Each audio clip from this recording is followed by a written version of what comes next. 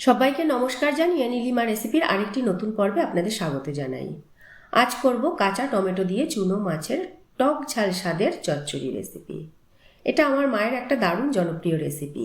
খুব সামান্য উপকরণ দিয়ে বানানো, কিন্তু দারুণ স্বাদের এই কাঁচা টমেটো আর চুনো মাছের চচ্চড়িটা থাকলে আমার তো এক থালা ভাত খাওয়া হয়ে যায়। এটা করতে আমি প্রথমে কাঁচা টমেটোগুলোকে লম্বা করে কুচি করে নিয়েছি 1 প্লেট মতো। আর তার সঙ্গে 200 গ্রাম চুনো মাছ নুন হলুদ দিয়ে খুব কড়া করে ভেজে নিয়েছি। ভাজাটা বেশ মুচমুচে হবে। 1 চামচ সর্ষে, 1 চামচ পোস্ত, 4 থেকে 5টা কাঁচা লঙ্কা নিয়েছি, শিলনোড়াতে বেটে নেব। নুন স্বাদ অনুযায়ী, হলুদ লাগবে সামান্য, শুকনো লঙ্কা 5 ফোড়ন নিয়েছি ফোড়নের জন্য, 3-4টে ছোট আলু মোটা মোটা করে কুচি করে নিয়েছি, আর লাগবে 2টো পেঁয়াজ কুচি। প্রথমে মাছ ভাজা তেলের মধ্যেই আলুগুলো দিয়ে ভেজে নেব।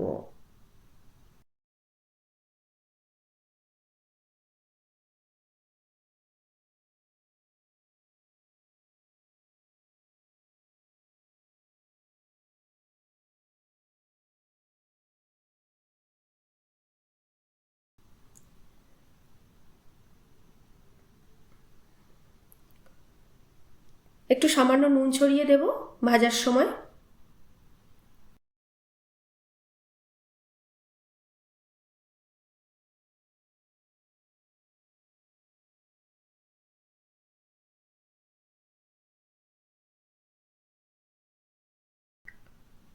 ভালো করে ভাজা হয়ে আসলে এর মধ্যে এবারে কাঁচা টমেটো কুচি দিয়ে দেব। আবারও নেড়ে চেড়ে দেব।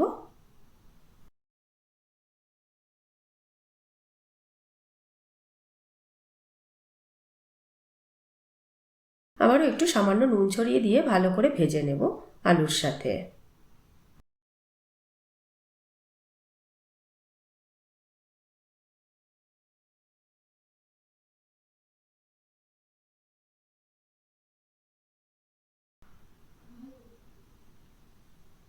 ঢাকা দিয়ে দিয়ে ভাজবো, যাতে আলু আর টমেটো দুটোই ভালোভাবে সেদ্ধ হয়ে যায়।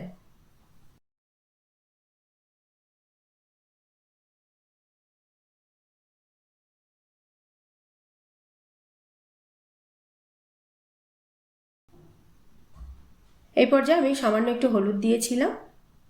ভালো করে নেড়ে চেড়ে আমি নামিয়ে নেব।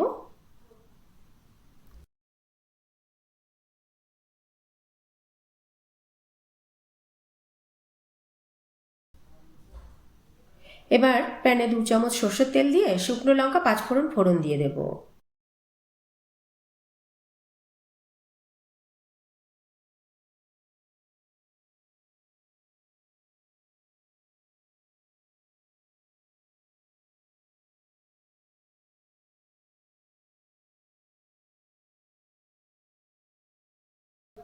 এবার এর মধ্যে পেঁয়াজ কুচি দিয়ে দেব। সামান্য নুন ছড়িয়ে একটু ভেজে নেব, তাহলে পেঁয়াজ তাড়াতাড়ি নরম হয়ে আসবে।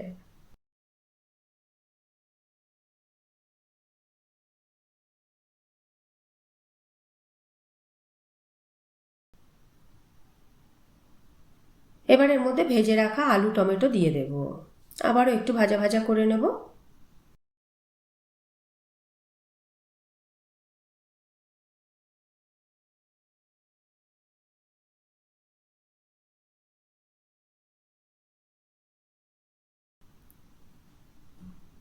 সর্ষে পোস্ত কাঁচা লঙ্কা বাটার মিশ্রণটা দিয়ে দেব। তার সাথে একটু শিল ধোয়া জলও দিয়ে দেব।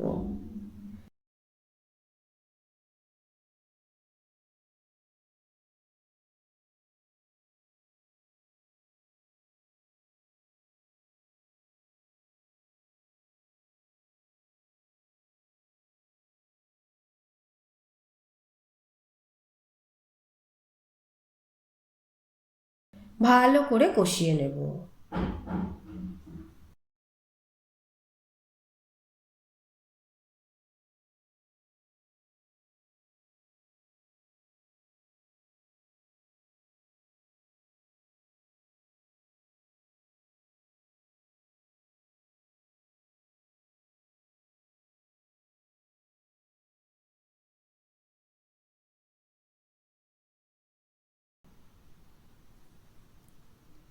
এবার ভাজা মাছ দিয়ে দেব, নেড়ে চেড়ে দেব।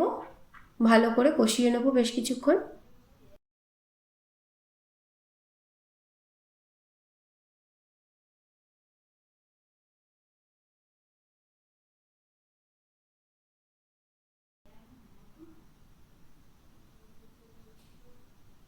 কয়েক দানা চিনি ছড়িয়ে নেড়ে চেড়ে নামিয়ে দেব। ব্যাস রেডি হয়ে গেল চটপটা স্বাদের কাঁচা টমেটো চুনো মাছের চচ্চড়ি।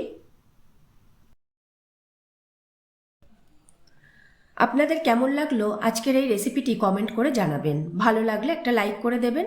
যদি আমার চ্যানেলে নতুন বন্ধু হন, চ্যানেলটাকে সাবস্ক্রাইব করে নেওয়ার অনুরোধ রইল। আর পাশে থাকা বেল আইকনটা অবশ্যই প্রেস করে দেবেন, তাহলে যখনই চ্যানেলে নতুন কোনো রেসিপি শেয়ার করব নোটিফিকেশান আপনাদের কাছে পৌঁছে যাবে। আজ তাহলে এই পর্যন্তই থাক। আবারও হাজির হয়ে যাব নতুন কোনো রেসিপি নিয়ে নতুন কোনো পর্বে। ভালো থাকবেন, সুস্থ থাকবেন সবাই।